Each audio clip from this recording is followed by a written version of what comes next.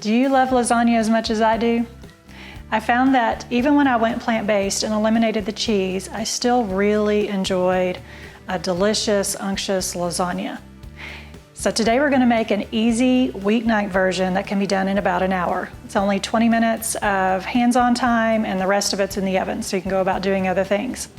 Now I've made more complicated lasagnas that include cashew cheese sauces and soy or almond ricotta. Those are reserved for the weekends when I have more time. So today's going to be more simplified, but it's still going to be delicious. So let's get cooking. Okay, to my preheated Dutch oven, I'm adding a half a cup of diced yellow onion. I love this ceramic Dutch oven. I use it for everything, not just soups and stews. Makes it really easy to saute without oil. You know, oil is just 120 calories a tablespoon, and it's bad for your lining of your arteries. So it's best to just saute your food without it. You can use a little bit of water instead. You'll still get nice browning and caramelization. You can see browning is already starting here at the bottom of the pan. So you just want to saute for a couple of minutes. And then I'm adding 8 ounces of sliced mushrooms.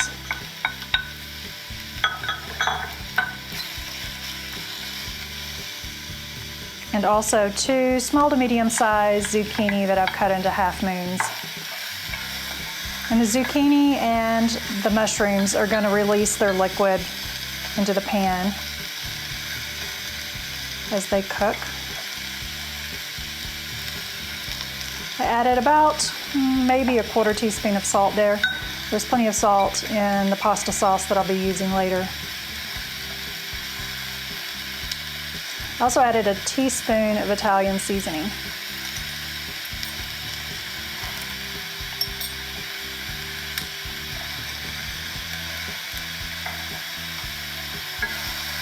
So give that a stir, incorporate it well, and then just saute it for a few minutes.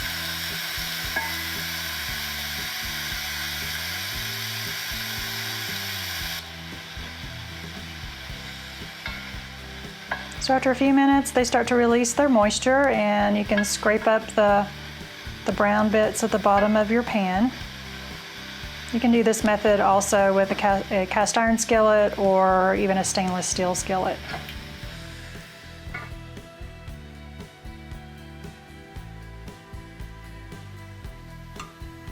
And I put the lid on for a few minutes because I wanted the zucchini to get a little more done. It's going to be in the oven for 40 minutes.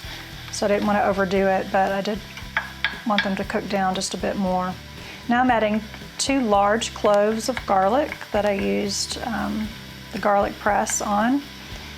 So I just kind of wanted to break it up, make sure it gets well incorporated. And I don't add it early because garlic burns really easy. It only needs about 30 seconds on the heat. So I add it toward the end and then mix it up really well.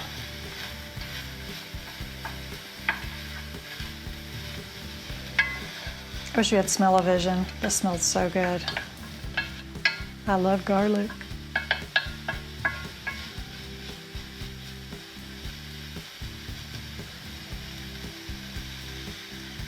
I also added 1 field roast Italian sausage link diced. Field roast is made from seitan, which is vital wheat gluten. It's a healthy plant-based alternative to meat. Of course, if you have celiac disease or are gluten intolerant, you'll want to skip that. It'll still be tasty without it. I also added 2 handfuls of baby mixed greens that I just want to wilt down.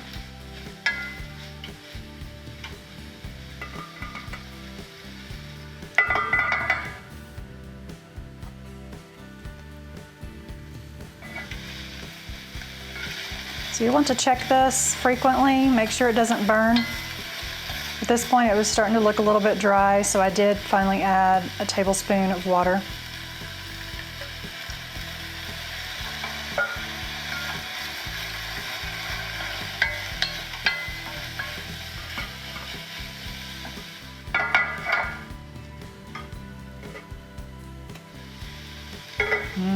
Looking good. I've only actually been cooking for about 10 minutes. I've shortened the time here for the video. But it really didn't take too long to get it to this stage. Ready for lasagna. Okay, so for the first time I'm using these organic green lentil lasagna oven-ready noodles. Been exploring some gluten-free, bean-based pasta alternatives lately, and I'm looking forward to trying these. I usually use, the regular curly-edged lasagna noodles, but those take a while to cook and add a lot to your prep time. I'm also using a jarred pasta sauce to save time. So I'm adding about half a cup to the bottom of the pan, maybe a little bit more, keeping in mind those noodles are going to absorb some of the liquid here. Then I added 2 sheets of oven-ready pasta. These rectangular sheets are perfect in a square pan. And then I added half of my sauteed vegetables.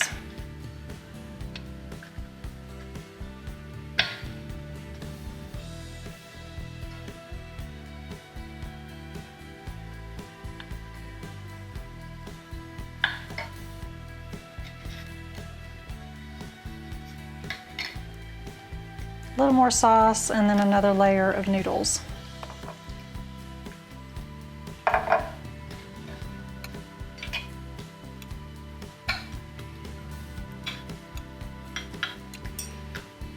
This is gonna be so good.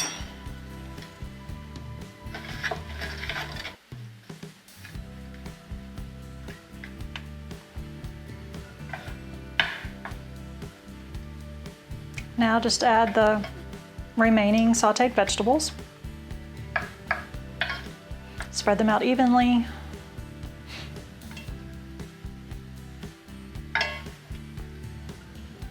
Add a little more sauce, but save a good amount for the top of the lasagna.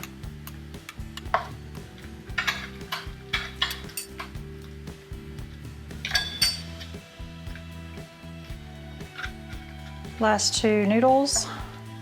And the last bit of the sauce. I ended up using a whole jar on an 8x8 lasagna, which is about right. I usually use a jar and a half on like a 9x11 lasagna with pre-cooked noodles. And I did want to get all of the sauce out of this jar, so I went and got my Tavolo tool. I don't know if you have one of these utensils. I've got a small one and a big one. This is the large one, and it really does make it easy to get everything out of those jars. Tavolo.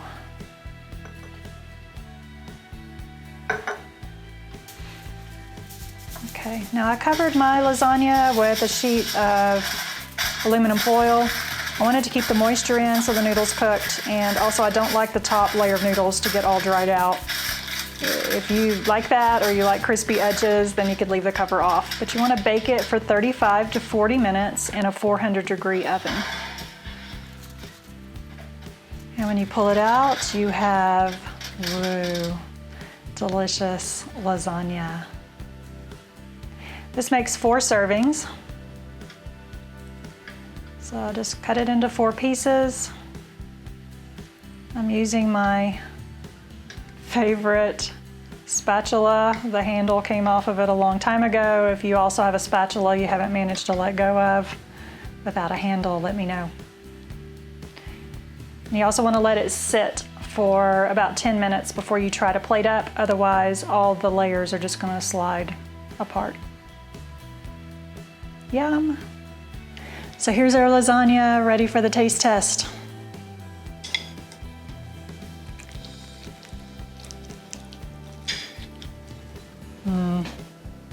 It looks so good.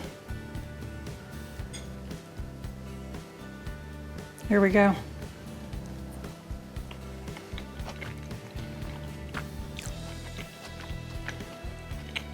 I love the mushrooms. I love mushrooms anyway. Anyway, you can give them to me. The noodles taste like regular lasagna noodles. I'm quite surprised. And they seem to be a little thicker than I expected them to be. A lot of times the oven bake noodles. You know, they're thinner than a regular lasagna noodle. And so I thought they might be a little on the thin side, but looks like I had just enough sauce to get them cooked, which is a win, because if you don't put enough sauce with the oven ready noodles, then they won't cook. Look at that. It's so good.